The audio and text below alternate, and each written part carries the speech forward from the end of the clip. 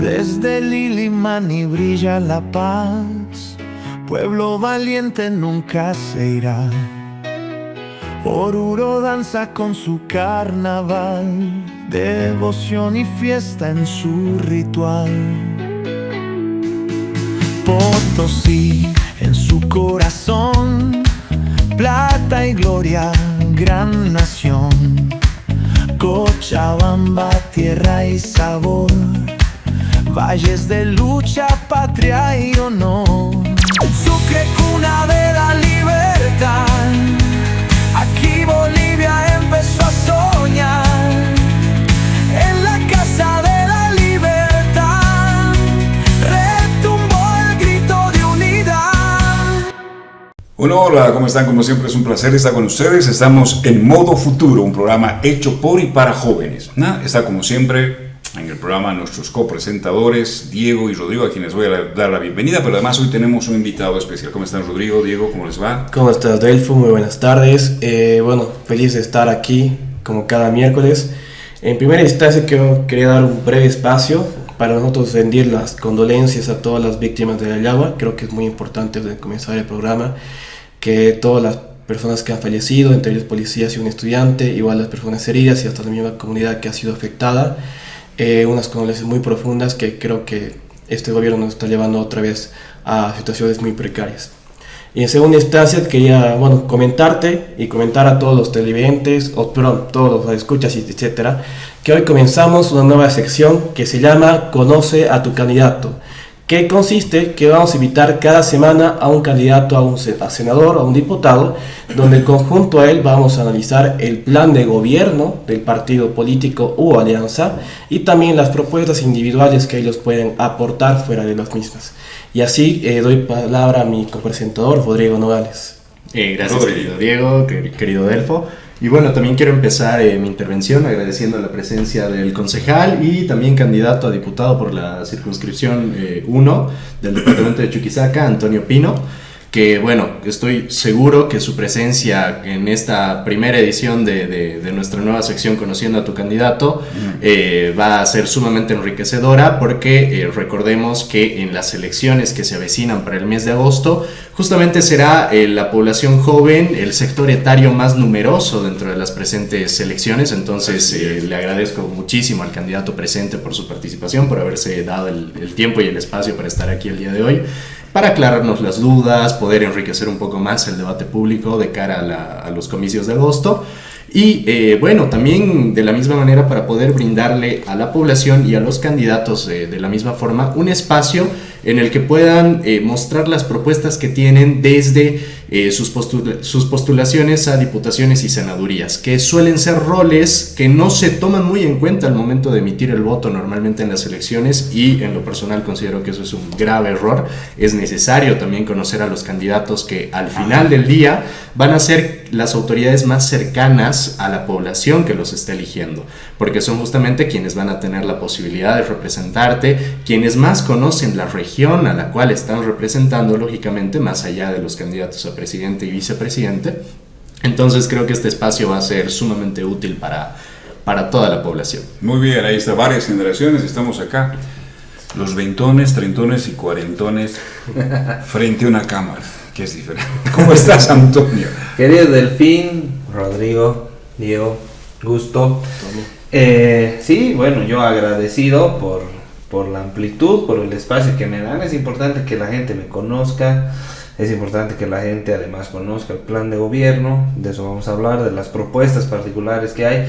Y como tú bien dices, ¿no? Nuestro rol probablemente no esté en el Ejecutivo, ¿no? El Ejecutivo, que es generalmente el que administra el poder, pero esta vez yo estimo que va a haber un contexto político novedoso para ustedes, los más jóvenes, también para mí, no me voy a hacer al muy mayor, ¿no?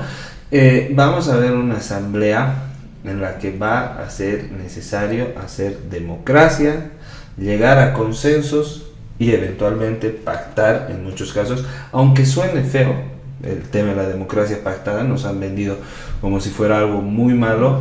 Es algo enriquecedor cuando se lo utiliza bien, porque se aplica principios democráticos de diálogo, por ejemplo, y no se tiene un rodillo azul como se tenía antes. Entonces yo creo que va a ser muy importante que la gente conozca y sepa quiénes van a formar parte de esta nueva asamblea en un contexto político muy parecido al de los 90, donde era necesario dialogar, convencer y generar consensos para tener gobernabilidad. Y eso es bueno, que la gobernabilidad esté sujeta a consensos y acuerdos es más sano que tener una organización política que con un rodillo aplaste todo. Bueno, yo te voy a romper el hielo. ¿Tuto Quiroga haría acuerdo con Andrónico Rodríguez? No, yo lo dudo. Cuando me refiero a acuerdos, y está bien... No, yo concertación, o sea... el consenso, en la democracia pactada. Mi pregunta es entonces, digamos, al otro lado. ¿Cruzarían los ríos? Como se cruzó los ríos de sangre entre ADN y el MIR. El acuerdo patriótico. Ahí está. La política es dinámica, siempre lo digo. Dudo mucho que los acuerdos y consensos en este momento vayan, por ejemplo, a estar orientados a defender narcotraficantes, a defender a Evo Morales o ese tipo de cosas. Pero eventualmente se va a tener que llegar, ojalá no, y ojalá Tuto tenga 2/3, probablemente sea lo mejor para el país, que yo creo que debe haber. Pero es probable que no, y no es malo tener consensos en democracia, no me voy a desdecir de aquello, pero me parece que eventualmente vamos a tener que decirles, oigan, esto necesita el país. No nos olvidemos que hoy por hoy el país ha estado paralizado, la Asamblea Legislativa ha estado paralizada porque no ha habido consensos entre evistas y arcistas en créditos. Las elecciones judiciales han tenido un retraso bárbaro porque no se ponían de acuerdo para convocar para el orden del día, estimado Delfín. Sí. Imagínate el perjuicio que ha tenido el país, porque estos tipos no han tenido la voluntad política de hacer política y llegar a consensos. Ahora, con esto yo no digo tapar la corrupción o promover lo que está mal y lo que genera justamente la voluntad de la gente de expulsar al movimiento. No se descarta la posibilidad de hacer entonces un acuerdo con Andrónico, ¿sí? En la eventualidad que se fuera necesario. No creo yo un acuerdo, pero sí eventualmente tener consensos dentro de una asamblea legislativa multipartidaria, muy dividida. Porque un acuerdo político yo creo que implicaría otras cosas. Bárbaro, ustedes tienen la palabra. A ver, empezamos con economía, justicia, transparencia institucional, ustedes dicen. Sí, querido Delfín. Bueno, en esta ocasión, estimado concejal y candidato Antonio Pino, tomando en cuenta desde el programa Modo Futuro que seguramente en las elecciones que vamos a tener en agosto, uno de los pilares fundamentales que la gente va a tomar en cuenta para poder emitir su voto va a ser sin lugar a dudas las propuestas en materia económica, que creo el plan de gobierno de la Alianza Libre hace un correcto análisis y diagnóstico de la situación actual, entendiendo los problemas que han derivado en la crisis que estamos viviendo a día de hoy, que afecta a los bolsillos de prácticamente toda la población boliviana. ¿Qué propuestas están manejando desde la Alianza Libertad y Democracia de cara a solucionar una crisis que cada día empeora? Lo primero, y en lo que creo que ha sido muy enfático Jorge Tuto Quiroga, y creo que es bueno en aquello, es generar créditos. Suena mala palabra, créditos, pero créditos que vienen orientados a reactivar la economía. Bolivia necesita dólares, los dólares no los imprimimos nosotros. Nadie nos regala dólares, como dice él y hace una analogía correcta. No es que va a venir Papá Noel y nos va a entregar fajos de dólares, no funciona así. Entonces lo que se necesita es acceder a créditos, es generar a partir de esos créditos una reactivación económica. Lo voy a decir como lo están manejando, ¿no? Hacer Bolivia atractiva a la inversión pública a partir de esta generación de economías, dolarizando de nuevo, devolviéndole al ahorrista sus dólares. No creo yo que sea tan factible en primera instancia como pretenden algunos otros impulsar a que la gente saque los dólares del colchón necesariamente, ¿no? pero sí necesitamos volver a tener divisas. ¿Por qué es importante tener divisas? Porque de alguna manera vas a controlar una inflación emergente, necesitas controlar aquello, revalorizar tu moneda y por otro lado generar economías pequeñas. Entonces, como primera instancia es esa una medida importante, creo yo significativa, porque lo dice Tuto.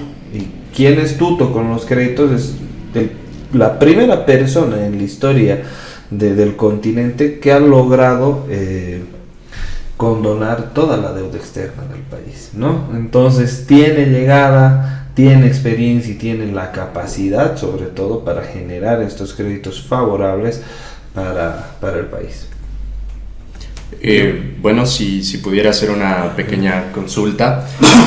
Dentro del apartado de economía al que se le dedica bastantes páginas en el plan de gobierno, se menciona también el punto pendiente hasta el día de hoy del denominado pacto fiscal, tomando en cuenta que usted postula a una posición como diputado dentro del legislativo. ¿Considera prudente, necesario el pacto fiscal? ¿Qué participación o incidencia tendría usted personalmente para poder impulsar este punto pendiente que considero importantísimo para Chuquisaca también como región? Yo coincido plenamente contigo, pensando como chuquisaqueño y hablando de Chuquisaca como región.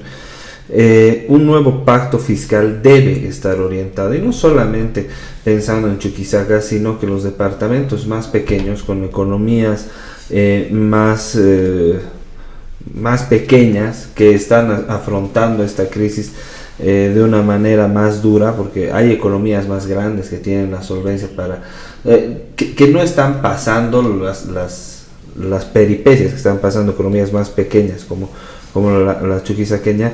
Es importante que el nuevo pacto fiscal vaya a generar mejores condiciones pensando en los departamentos económicamente más relegados.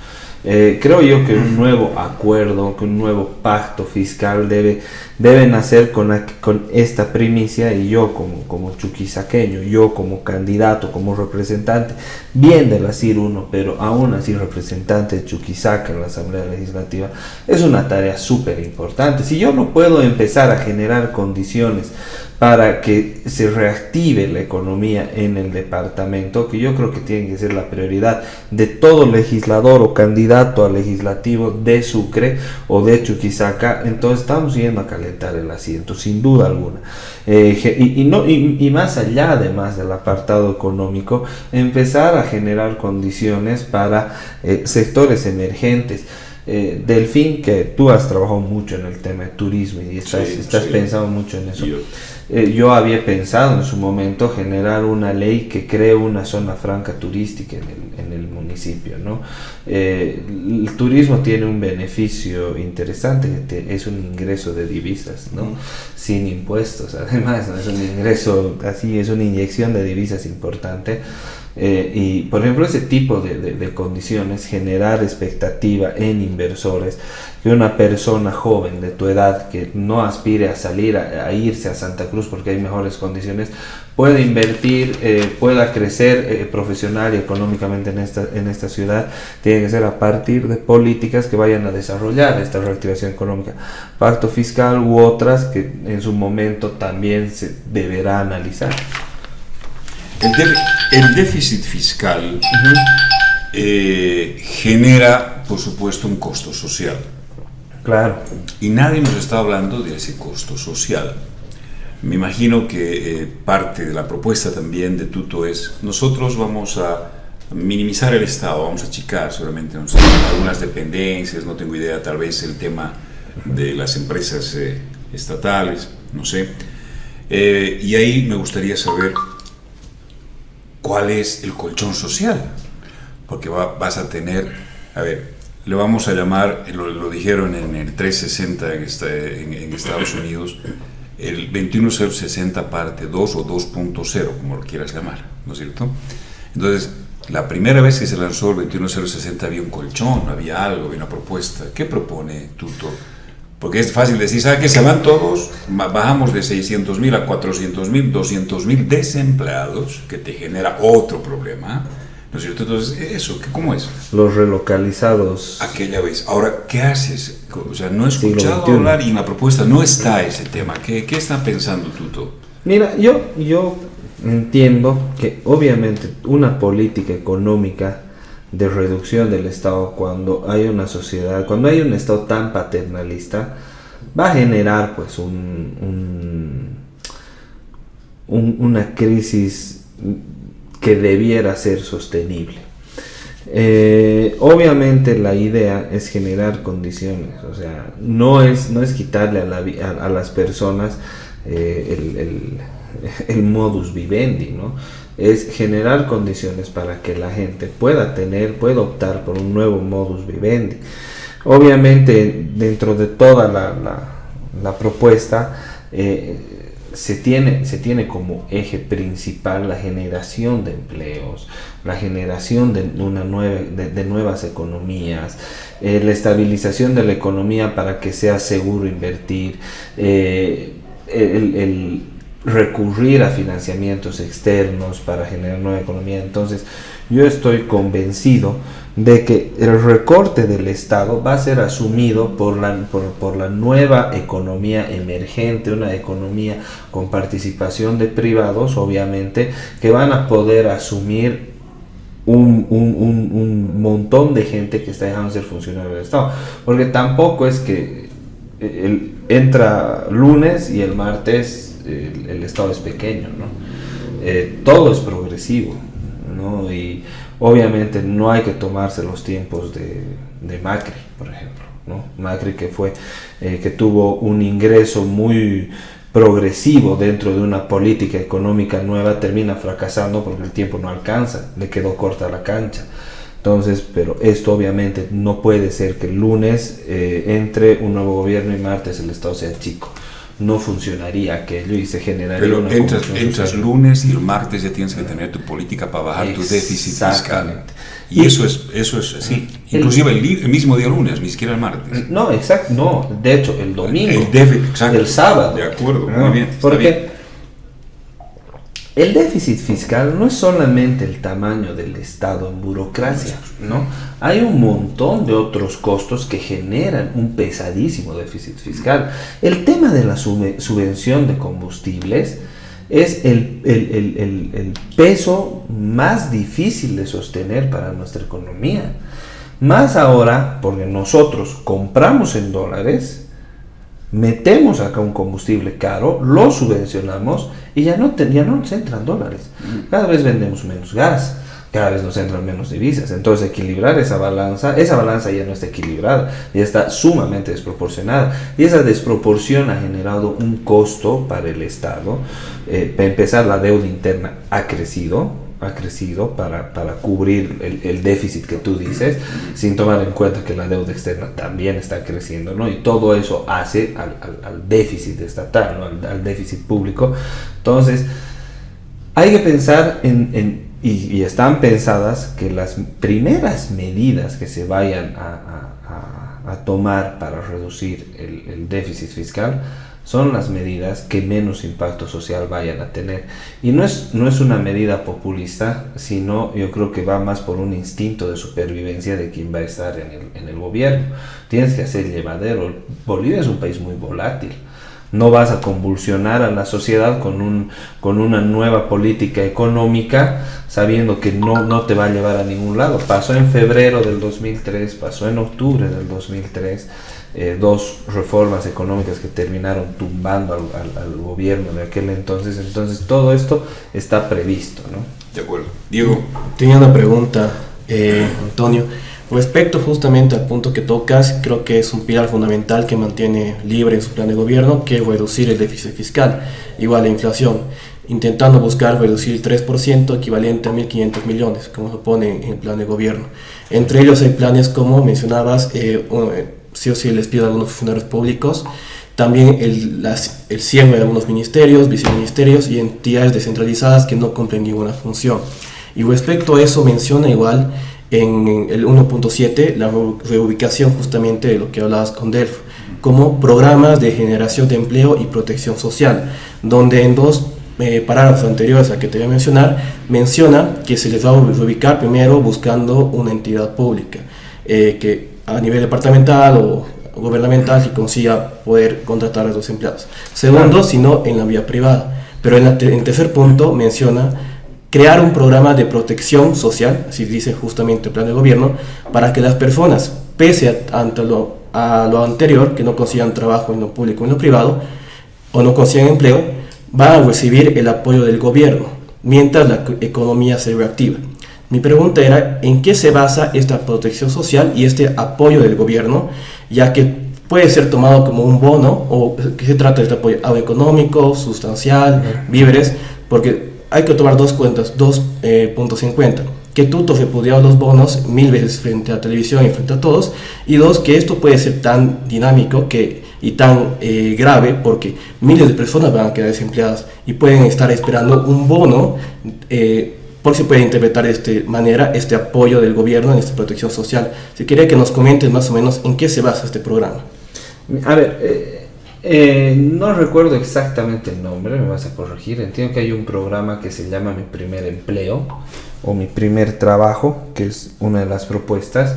Entonces, generar como pasantías pagadas por el Estado para que estas personas que han quedado desempleadas tengan un trabajo en alguna instancia privada, que podría ser una alternativa, me parece sana, pero toda la política previsoria en este punto, tras la reducción de funcionarios, tras la reducción de la burocracia estatal, es eventual, y la eventualidad es en tanto se reactiva la economía. Entonces los esfuerzos van a estar en reactivar una economía para que estas personas tengan alternativas, y obviamente va a haber un porcentaje de la población, porque siempre lo hay, que no va a poder conseguir un empleo, ni en la vía privada, ni en municipios, ni en departamentos, ¿no? En ningún nivel del Estado. Entonces, la sostenibilidad de los programas sociales que van a mantener estas personas está también pensado en que ya va a haber un contexto de mejoramiento económico, que el propio Estado va a empezar a ahorrar. El propio Estado va a empezar a tener menor gasto público, y obviamente va a ser mucho más sostenible después de haber generado una serie de condiciones a las personas para que puedan tener un nuevo empleo, un nuevo ingreso. Ya va a ser mucho más sostenible a un grupo más reducido de personas sostener a partir de un bono. Obviamente, tener un bono que siga manteniendo a personas que no pueden conseguir trabajos porque no tienen la capacitación puntual, porque no tienen los estudios necesarios, por X o Z razones, es un costo.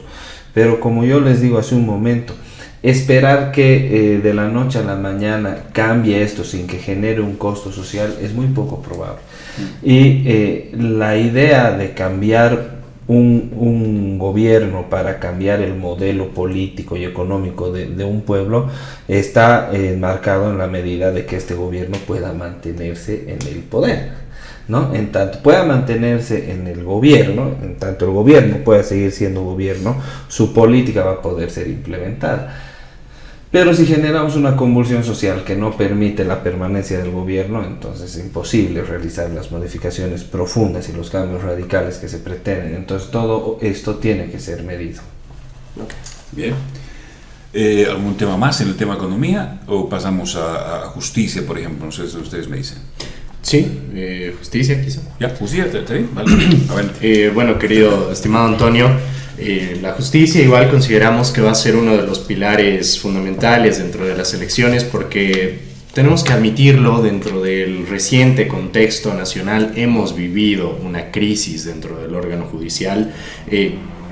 La percepción general de las personas, ahora que las autoridades judiciales, las más altas autoridades judiciales, se eligen mediante voto popular, es generalmente negativa, ¿no? La mayor cantidad de las personas perciben que la justicia es prebendal, que es bastante corrupta, y además se percibe un desorden bastante grande dentro de los altos tribunales de nuestro país. Justamente dentro del programa de gobierno, una de las propuestas que más me llamó la atención fue la de desmantelar el sistema de elección de los altos cargos del órgano judicial, es decir, magistrados del Tribunal Constitucional, del Tribunal Supremo de Justicia y el Consejo de la Magistratura y el agroambiental.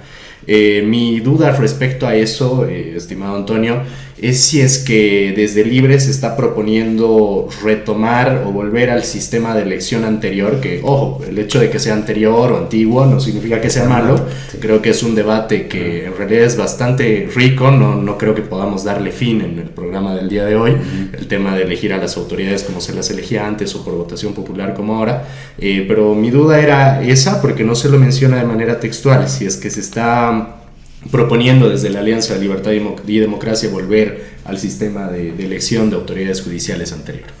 Bueno, yo entiendo, dentro del plan de gobierno obviamente esto no está desarrollado, porque además implicarían incluso reformas a la propia Constitución, ¿no? Eso es algo que tenemos que estar de acuerdo. Las reglas del juego las pone la Constitución, y es una Constitución que refleja un modelo que hoy nos tiene agotados a todos. Pero partiendo de este análisis, yo considero, porque antes para quienes no saben, se escogían a los ministros de la Corte Suprema, ¿no? En el Parlamento. En el Congreso. Los representantes del pueblo, que eran justamente diputados y senadores, escogían a quienes iban a detentar o custodiar la justicia en nuestro país. Hoy lo que se hace es que se llaman elecciones populares. Yo aquí veo que hay un tema muy complicado. El tema de elegir a partir de voto a los hoy magistrados de las principales cortes es que se ha ahondado en la politización de la justicia. Se ha ahondado en la crisis porque se politiza aún más. Para empezar, desde ser candidato hasta con qué estructura trabajas tu candidatura. Entonces se ha profundizado la crisis. Es algo que obviamente estamos viendo escándalos, lo que está pasando en el Tribunal Departamental de Justicia de La Paz, si no me equivoco, consorcios de jueces y abogados, ¿no? Estamos viendo un escándalo. La justicia nunca fue muy buena, pero creo que nunca había sido tan mala como ahora, ¿no? Y eso pasa porque el sistema judicial, a partir de elecciones, creo yo, ha profundizado esta crisis. Y retomar el antiguo sistema en una asamblea tan plural como probablemente va a ser la que haya, donde espero yo que no se parezca al Consejo y hay un debate un poco más sano, puede ser una alternativa interesante, puede ser una alternativa viable. Me parece que en esos consensos es donde se manifiesta la democracia y no necesariamente en elecciones populares, que no le voy a quitar mérito a la gente que va a votar, pero para algo hay representantes. Los parlamentarios, diputados, senadores, somos representantes de la voluntad de la gente, ¿no? Entonces sería bueno que se devuelva este aspecto, a esta atribución, ¿no? Se vuelva al antiguo modelo. Me parece una medida interesante, muy potable, creo yo. Si bien no se desarrolló el tema justicia, como tú dices en la propuesta, algún candidato ha dicho, por ejemplo, que el Tribunal Constitucional debería desaparecer. ¿Qué opinas tú? Eres abogado de Sucre, la sede del órgano judicial. Sí. Sucre tiene mucho que ver con el tema de justicia. Igual te aporto eso, Delfo, y justamente era mi siguiente pregunta. Vale. En el programa igual no se desarrolla esto como tal y lo ponen en 3 líneas: rediseño del órgano de control constitucional. Obviamente se refiere al TCP, tomando en cuenta, como mencionabas, igual que se refiere a una reformulación de la Constitución, reformar justamente varios artículos que completería esto.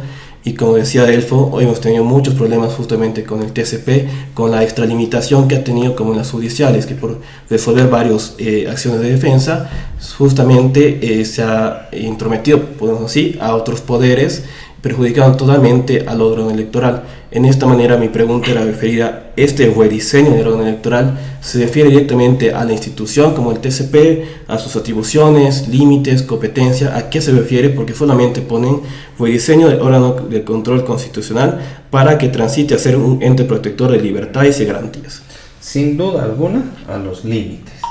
Hay que poner márgenes. El Tribunal Constitucional se ha vuelto un superpoder que puede definir las acciones de la Asamblea Legislativa, que es un órgano apartado del Estado, ¿no? Ha decidido el Tribunal Constitucional que una ley no era constitucional porque sacaba a quienes se prorrogaron, por ejemplo. Ha decidido el Tribunal Constitucional que un candidato no se inscriba, pero luego ha dicho que sí se inscriba. Ha decidido el Tribunal Constitucional que el órgano electoral administre una elección judicial limitada en prácticamente todo Bolivia. Solamente en 3 departamentos, si no me equivoco, se han escogido a todos los magistrados que se debían escoger. Entonces, el Tribunal Constitucional se está extralimitando en sus funciones. Se ha extralimitado lo que uno concibe como un ente rector de la Constitución, y hoy ha pasado a ser un superpoder que aplasta al resto de los otros, un superórgano, porque ahora son órganos, ¿no? Entonces es un superórgano que controla al resto, y en realidad el Tribunal Constitucional nació justamente como un ente para garantizar derechos y libertades proclamados en la Constitución Política del Estado. Esa era la finalidad, esa era la razón de ser. Acciones constitucionales como el habeas corpus, que es una acción de libertad, etcétera, que antes estaban limitadas por los actores judiciales, que nosotros conocemos como justicia ordinaria, no necesariamente ejercían ese control de derechos y libertades por los que ingresaban estas acciones. Entonces la finalidad del Tribunal Constitucional era ser un ente rector de derechos y libertades, no un poder político que manipule la justicia constitucional a su antojo, porque eso es lo que hace, y terminamos teniendo una incertidumbre jurídica, que es lo peor que puede tener un Estado de Derecho, una incertidumbre jurídica que no sabemos si lo que va a decir la Asamblea Legislativa, el órgano electoral o el propio presidente del Estado va a ser aplicable. No, muy de acuerdo, Antonio. Creo que igual lo comenzamos aquí en muchos programas, la extralimitación del tribunal, uno con la asamblea en la sesión de séptima de Andrónico Rodríguez, en la que decía cosas como la autorregulación de los mismos magistrados ha sido cancelada por una acción de defensa.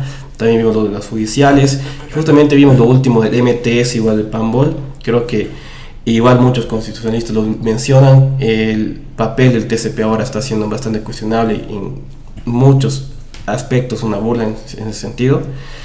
Respecto al tema de la justicia, igual tengo una pregunta que igual se refiere igual a una modificación ahora en torno, porque era bajo el subtítulo contra la corrupción, donde mencionaba que igual el partido y obviamente tu persona y todos estamos en contra de la corrupción, y mencionan que se debe adecuar el sistema sancionatorio penal modernizando el catálogo de delitos para el combate a la corrupción. Un poco más abajo menciona rediseñar o diseñar una nueva legislación penal e incorporar la sumatoria de penas.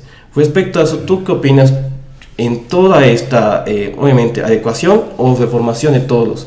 Ya vivimos del órgano judicial, ahora de lo constitucional y ahora del ámbito penal.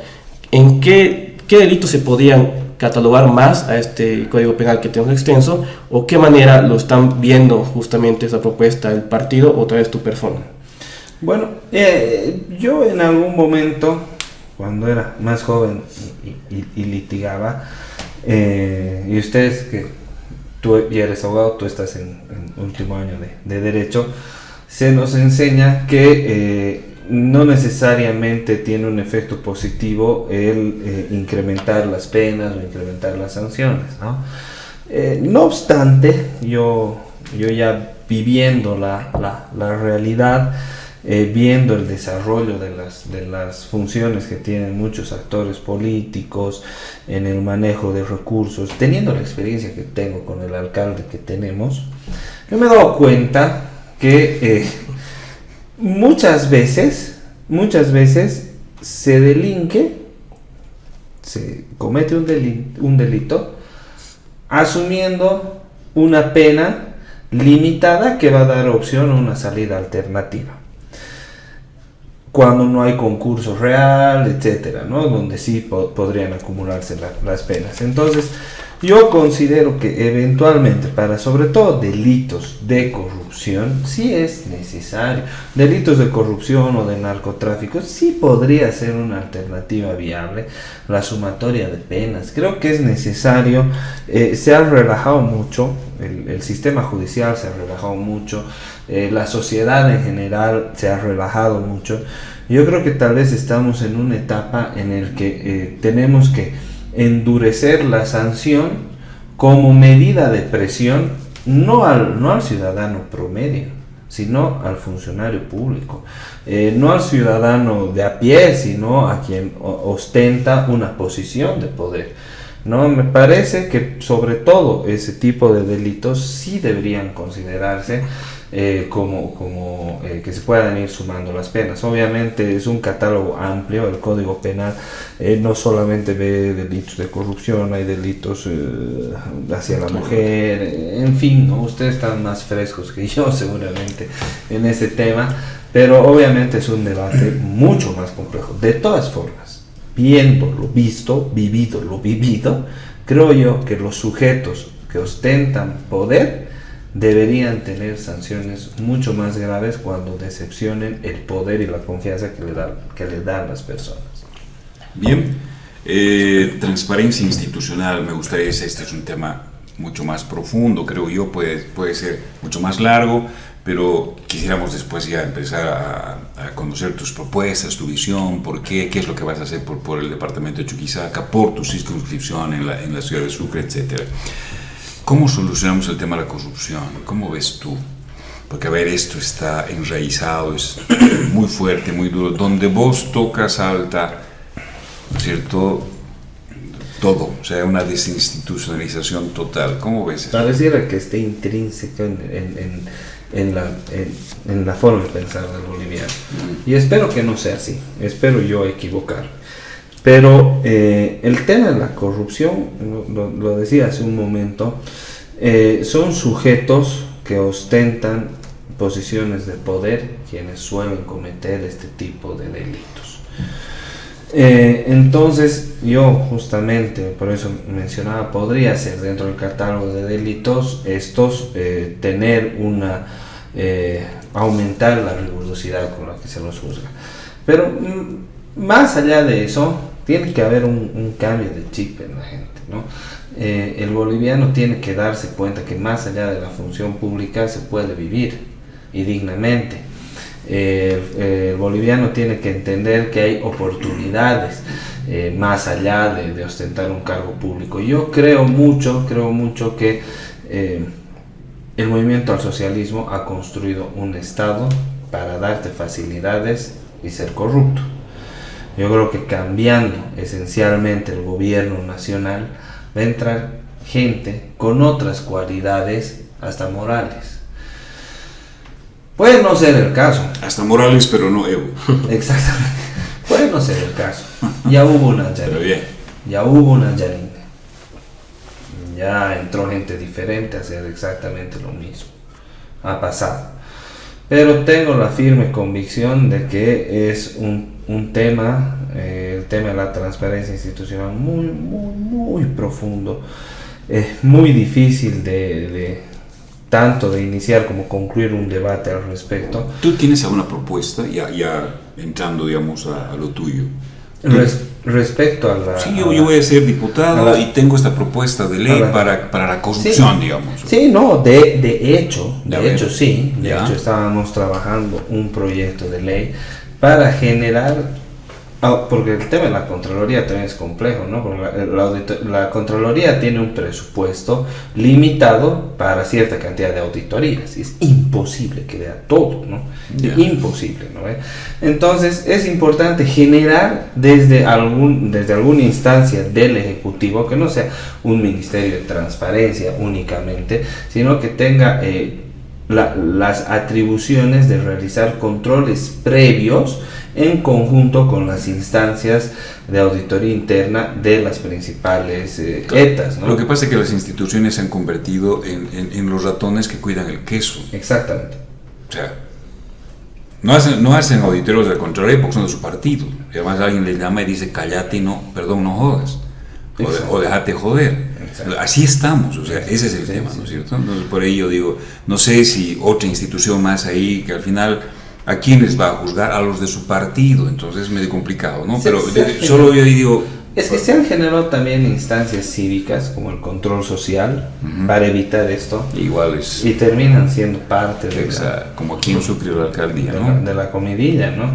Entonces, yo creo que el control de auditoría interna de cada instancia debería ser una especie de ente colegiado, Belleza. donde converjan varias estructuras, incluso cívicas, ¿no? Una especie de Bien. control social, que sea un ente Que colegiado. sea, o sea, de las instituciones, pero también con gente externa, dices. Sí, que venga alguien del Ministerio de Transparencia, del Ministerio de Justicia, cualquier instancia del Ejecutivo que tenga una persona capacitada y cualificada para realizar un control colegiado a nivel de auditoría interna, y ese es el control previo, ¿no? El control posterior es la Contraloría, ¿no? Pero en el control previo y empezar a generar responsabilidades. Porque, ¿qué hacen en auditoría interna? Acomodan de acuerdo a lo que su MAE les pide, ¿no? Les dice, che, Tito... Porque son funcionarios de la MAE. Porque son funcionarios. Dependen de la MAE. O sea. Por ejemplo, ¿no? Hay instancias como el APAS, que es una cooperativa compuesta por la sociedad de ingenieros, la alcaldía, etcétera, ¿no? CESA tiene representantes de las diferentes... no son nivel series, de las diferentes series, ¿no? Entonces, realizar un control colegiado, transparentemos, entre todos nos controlemos, pues. Si no creo que todos terminemos siendo ratones queriendo comer el queso, ¿no?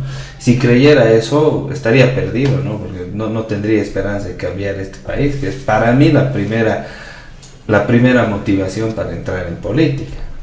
Bárbaro, preguntas ya específicas a lo que va a ser Pino ahí si llega a ser diputado. Antes de ingresar a lo personal y a ser diputado, tengo una pregunta sobre el medio ambiente, que creo que es bastante importante. Obviamente por los derechos medioambientales que han tenido o se elevado más importancia en todos estos años, y porque igual estamos en un país donde reconocemos a 36 naciones indígenas originarias, y ellas conviven y subsisten justamente este medio ambiente y territorio indígena que les compete. Hablando de las ODS, justamente es una agenda 2030 de Naciones Unidas para el desarrollo que plantea 17 objetivos, los 17 ODS. En el plan de gobierno justamente mencionan que los mismos, Otuto, se identifica plenamente con los ODS y que un plan operativo de mediano plazo va a elaborar el gobierno en torno a estas ODS. Ahora te voy a hablar de la ODS 15, que es proteger, restaurar y promover el uso sostenible de los ecosistemas terrestres, gestionar sosteniblemente los bosques, combatir la desertificación, detener e invertir la degradación de la tierra y detener la pérdida de biodiversidad. Mira, te voy a hablar justamente de los incendios forestales, que nos des una respuesta más concreta, porque la última entrevista que tuvo Juan Pablo Velasco, el vicepresidente, en el programa Pop, fue como que una pregunta que tal vez no llenó el esclarecimiento que quería la gente. No solo de los tatuajes que tienen de sus animales en su cuerpo, pero no así estas leyes incendiarias. Mira, en 2024 en Beni, Santa Cruz y Pando se han arrasado más de 10 millones de hectáreas justamente de bosque, incendiando la Chiquitanía y la Amazonía, que son el pulmón de nuestro país, igual de Sudamérica. Sí.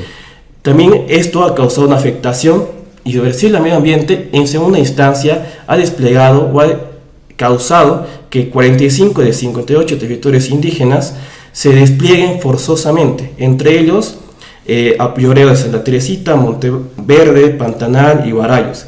Han sido obligados para poder proteger su vida, integridad, su salud y obviamente de sus hijos. Y todo esto debido a las quemas protegidas por las denominadas leyes incendiarias, que son un conjunto de normas que permiten fomentar la quema de bosques y la deforestación. Te puedo mencionar que son un montón de leyes, la 337, 740, 741, 1098, 1071 y 3 decretos supremos que avalan justamente las mismas, 3973, 26075 y 4334. Ahora, el presente plan de gobierno, presenta que se va a unir justamente en pro del medio ambiente en varias partes del documento y también en pro de esta ODS número 15. Ahora, yo te quería preguntar, solamente porque menciona superficialmente que van a tocar el marco normativo legal de estas leyes incendiarias, pero no así taxativamente, literalmente, qué van a reformar, cómo lo van a reformar, etcétera. Tomando en cuenta que estas leyes han causado un gravamen increíble al medio ambiente, más de 12 millones hasta el día de hoy puede ser de hectáreas quemadas, la vulneración de derechos humanos del medio ambiente, de los pueblos indígenas originarios campesinos, de más de miles de personas, y también puede ser que ha transgredido leyes internacionales en protección a los pueblos y el medio ambiente. Tomando en cuenta todo esto, el plan de gobierno o tú o el partido de alianza va a abrogar estas leyes o solamente va a reformularlas o crear otro decreto supremo, porque yo veo que la vía más saludable para todo el año que se ha hecho y se sigue haciendo hasta el día de hoy, porque solamente está suspendido por un decreto supremo, pues las leyes siguen ahí siguen siendo tratadas. Sí. Se va a abrogar estas leyes que ya han causado un gravamen increíble y que pueden en cualquier momento calmar la suspensión y volver a estar estas quemas, etcétera, estando tan cerca del día de San Juan, perdón. Es mi pregunta. No, a ver. El medio ambiente ya es un sujeto de derecho, no solamente dentro de las normas nacionales, sino está reconocido como un sujeto de derecho dentro del bloque de convencionalidad, ¿no? Hay un derecho internacional que reconoce el medio ambiente como un sujeto de derecho y como sujeto de derecho tiene que ser además protegido por los estados, ¿no? Partamos de aquella afirmación. Lamentablemente, y muy triste igual, ¿no? La frontera agrícola ha ido avanzando, pero echar la culpa al avance de la frontera agrícola, que es una de las principales razones probablemente de estos incendios forestales, hay un sinfín de protagonistas, hay un sinfín de responsables, los multiculturales, que estos, que los otros, ¿no? Entonces yo considero que lo que se tiene que hacer es retroceder la frontera agrícola. Se ha ampliado sobre todo en el departamento de Beni y fue un tema que generó muchos conflictos, incluso entre cruceños y benianos, porque se favorece lamentablemente, que es mi muletilla, uso como muletilla lamentablemente porque todo es lamentable, se favorece al sector agrícola cruceño en desmedro del sector agrícola beniano. Entonces, a raíz de un pedido del sector agrícola beniano, una economía mucho más deprimida que la cruceña, sin duda alguna, se empieza a ampliar la frontera agrícola. Hay que reducir la frontera agrícola, hay que exigir a los ganaderos como sector, hay que exigir a los empresarios, a los agroindustriales, que optimicen el uso del terreno. Tecnificando el uso del terreno se puede generar un mayor volumen de producción, eso está demostrado. No tienes mayor volumen de producción por tener mayor terreno, solamente puedes tecnificar, y eso es importante que el Estado promueva, incentive e impulse.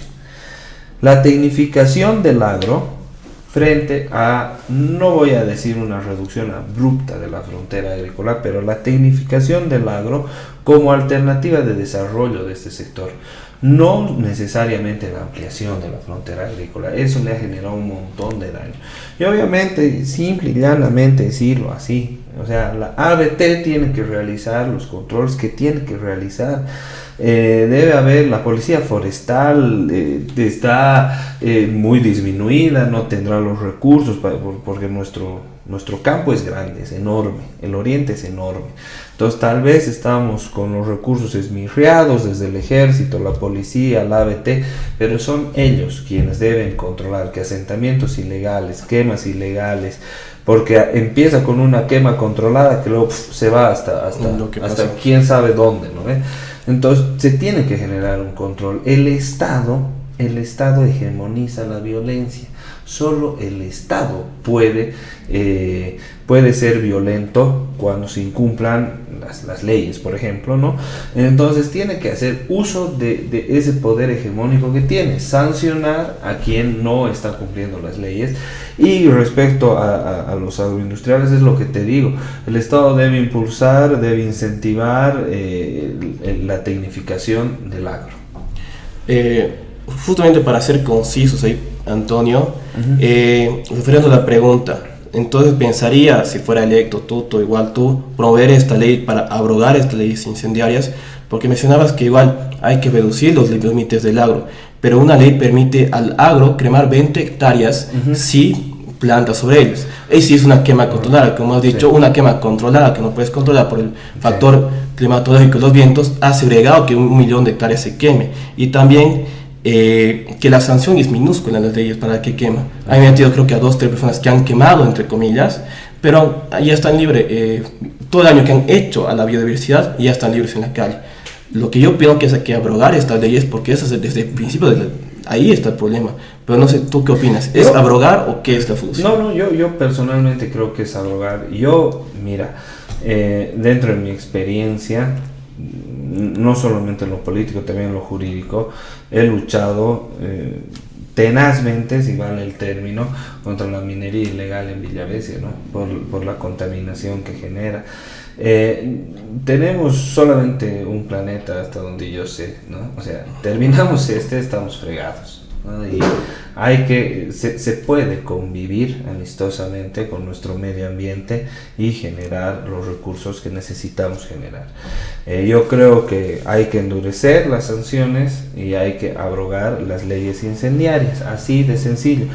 Y obviamente se le tiene que dotar de medios a las instancias que te decía, ABT, policía, ejército, para que realicen un control eficiente de nuestro hermoso país, amplio país. Gracias a Dios es enorme nuestro país, gracias a Dios es enorme, pero hay que dotarles de medios para que realicen el control. Bueno, querido Antonio, creo que justamente hemos dilucidado los aspectos más importantes del plan de gobierno de la Alianza Libertad y Democracia Libre. Ahora, y justamente una de las razones principales por las que iniciamos este ciclo de entrevistas con candidatos era para también poder tener la opción y el espacio de poder escuchar las propuestas de quienes van a ser nuestros representantes y mucho más aún, y eso es algo que veníamos hablando bastante en Modo Futuro, en KTN. Es importantísimo para departamentos como el departamento de Chuquisaca, que muchas veces es relegado por el nivel central, contar con buenos representantes, que el día de mañana puedan defendernos cuando estén queriendo atropellar los intereses del departamento, que se lo he hecho muchas veces, ¿no? Creo que todos aquí somos muy conscientes de eso. Entonces, bueno, y justamente lo que quería preguntarte era las propuestas o iniciativas que como candidato a diputado por la circunscripción 1, en representación del departamento de Chuquisaca, tendría Antonio Pino específicamente. Bien, a ver, para mí lo primero, que sigue siendo la razón por la que entré a política, ¿no? Me molestaba el trato que recibe Sucre. Me indigna y me duele ver a este departamento relegado. Es la capital del país. En esta tierra se ha pensado Bolivia y en esta tierra se ha parido a Bolivia. Así de sencillo. Pero lamentablemente hoy no tenemos absolutamente nada. Somos la quinta rueda del carro. Durante 100 años, por lo menos, desde la guerra federal, el centralismo nos ha pisoteado. Y particularmente los últimos 20, el movimiento al socialismo nos ha humillado. Porque eso es lo que ha pasado. Mi principal propuesta, o lo que me motiva, la razón por la que entré hace 16 años a política, sigue siendo lo que me motiva a ser hoy candidato a diputado, y si Dios me lo permite, diputado. Quiero devolverle la dignidad a esta tierra. Y suena retórica, suena discurso, suena muy romántico, pero creo que hace falta alguien que vaya y que grite, que pelee y que se indigne por el trato que le dan a Sucre. No quiero ser un espectador ni cómplice de los desplantes de esta tierra. Si no voy a tener la razón, por lo menos voy a hacer escuchar mi voz. Y créeme que en el consejo he hecho eso. No me ha salido una contra el alcalde, sigue siendo alcalde, ¿no? Pero por lo menos he hecho conocer mi indignación. Eso es lo primero. En segundo lugar, a mí me parece que es importante empezar a desarrollar las potencialidades de Sucre. Sucre tiene potencialidades, tiene una conexión magnífica con el eje troncal. No está tan al sur como está Tarija, no está tan al costado como está Potosí, está cerca de Cochabamba, hay una buena carretera a La Paz y hay una buena carretera a Santa Cruz. Entonces empezar a generar condiciones para que empresas privadas que existen en Santa Cruz y que tienen un mercado en el sur del país y en La Paz y que constantemente se ven afectados por la conflictividad del Chapare, del trópico cochabambino, tengan la posibilidad a partir de zonas francas de tener empresas acá, industria acá en Chuquisaca. No me refiero a un parque industrial simple y llanamente, es una idea que hay que desarrollar, pero tienen que tener condiciones. Sucre puede albergar algo de industria. Está cerca del sur, tenemos una buena carretera a Potosí, tenemos una buena carretera a Tarija, estamos bien conectados con las ciudades que nos rodean, lamentablemente no con las provincias, y ahí va otra necesidad que yo veo. La conexión caminera de Sucre con sus provincias es muy mala. No podemos llegar a Monteagudo si llueve. Entre el Salto y Monteagudo ha estado cerrado por temporada de lluvias no sé cuántos meses. Entonces estamos aislando un sector de Chuquisaca con muchas potencias, ¿no? Con una potencialidad bárbara. Entonces es necesario gestionar recursos para concluir ese tramo. Yo, por ejemplo, estaba en contra de que se haga la doble vía a Yamparaes, porque ya había una carretera. Creo que era más urgente construir el Salto Monteagudo. Yo quiero ver a Sucre viendo a las provincias también. O sea, somos un departamento, necesitamos tener una conexión. No hay como llegar de Monteagudo a Camargo sin venir a Sucre, a menos que tengas un tanque 4x4, porque hay una carretera que es terrible y muy peligrosa. Entonces ese tipo de cosas nos ha retrasado como departamento. Les hablaba hace un momento de la zona franca turística, ¿no? Sucre necesita que el Estado le apoye para crecer, y el apoyo tiene que ser a partir de la disminución de tasas impositivas en rubros específicos, y el turismo es algo que ya lo tenemos acá. Yo quisiera que Sucre sea el primer destino turístico del país. Me encantaría que acá vengan e inviertan en mejorar hoteles, en nuevos hoteles, en nuevos locales de entretenimiento, etcétera, etcétera, y que los hoteleros tengan ese dinero que se guardan como zona franca para mejorar sus condiciones, para que no dependan solamente de EMAS para recoger su basura o limpiar su calle, ¿no? Que tengan mejores recursos para tener mayores recursos para tener mejores condiciones. Y por último hay un tema que a mí me preocupa mucho, el tema hidrocarburífero. Me parece que hay que rediseñar, pensar una nueva ley de hidrocarburos. La ley 3058 está ya muy desfasada, por un lado, y Chuquisaca es un departamento productor, no es el mejor momento del sector, y como no es el mejor momento del sector, se tiene que modificar la norma.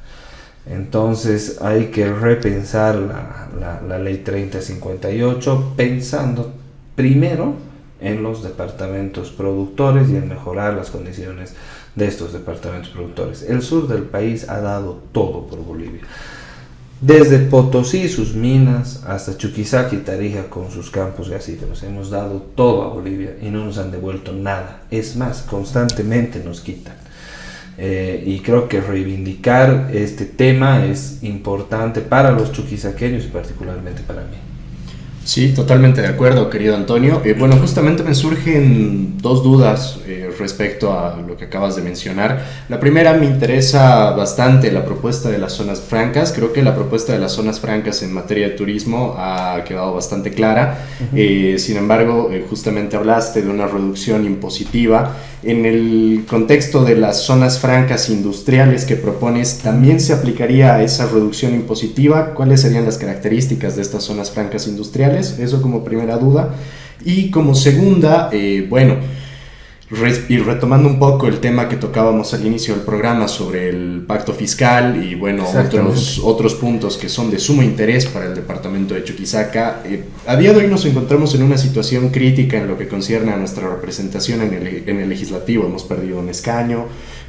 Bueno, somos un departamento que no tiene una representación que pueda considerarse numerosa, por lo tanto también carecemos del mismo poder que departamentos como Santa Cruz, por ejemplo, o La Paz, lógicamente.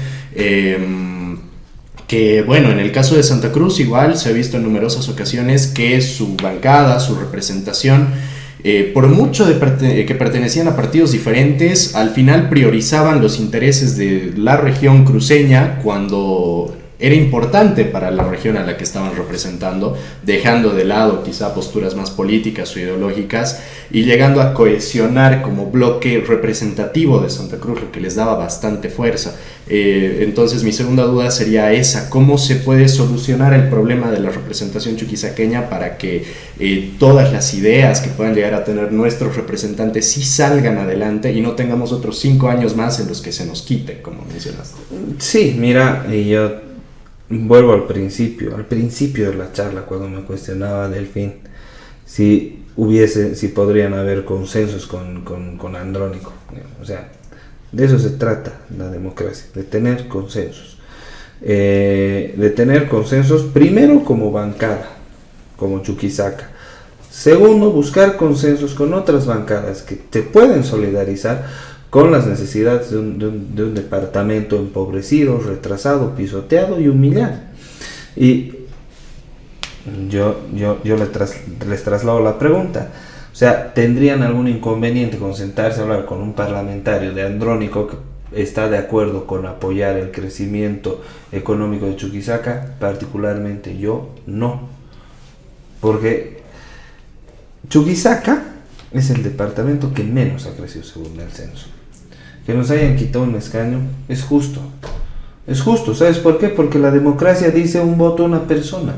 No podemos pretender que nuestro voto valga más que de los cruceños, que de los paseños, que de los cochalas o del resto del país. Simplemente no hemos podido crecer.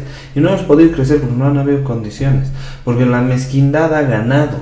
Entonces hay que llegar al Parlamento, hay que sentarse y sin tener asco ni miedo, decirles a los del frente: che, necesitamos esto.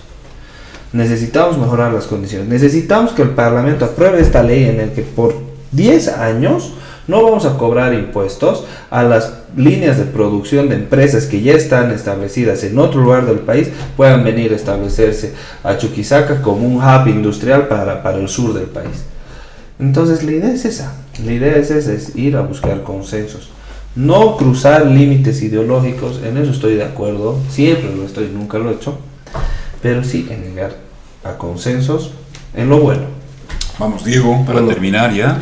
Las últimas 2 preguntas, querido Antonio, ya para culminar el programa. Sí, la hora se nos va volando, ¿no? Sí, una pregunta relacionada al agua y la minería, y la segunda pregunta creo que va correlacionada. Primero, me hablaste que hiciste como tuviste una experiencia respecto a la minería y la protección con Villavese, ¿verdad? Uh-huh. Y creo que es muy bonito que puedas exponer, y con la siguiente pregunta, porque es muy bueno conocer que un candidato dé esta atención a las provincias, o en este caso a distritos.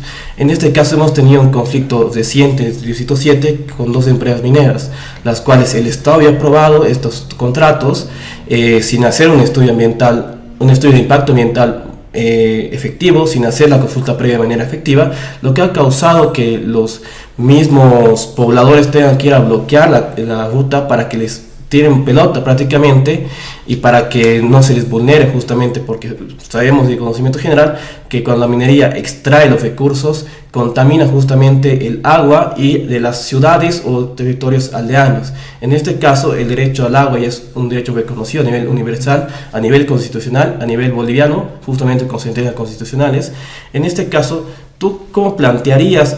Porque se va a ver muchos casos en el futuro a nivel departamental donde la minería va a seguir siendo un usufructo, va a seguir siendo una actividad laboral muy recurrente hasta que se busque otros estudios, otras cosas energéticas, y puede volver a pasar este conflicto.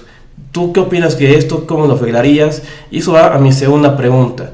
que eso define más o menos tu experiencia que has tenido como abogado, que define igual tu persona como candidato. Y la segunda pregunta es, ¿por qué deberíamos votar por ti como candidato? ¿Por qué la gente debería votar por ti? Ya. Para empezar, el tema de la minería, existe la posibilidad de una minería sostenible. Una minería sostenible en la medida en la que cumplan los parámetros ambientales que ya están establecidos. No hay que descubrir la pólvora, o sea, la pólvora ya está descubierta. Hay condiciones ambientales que deben respetarse, que deben establecerse y que los empresarios mineros deben cumplir.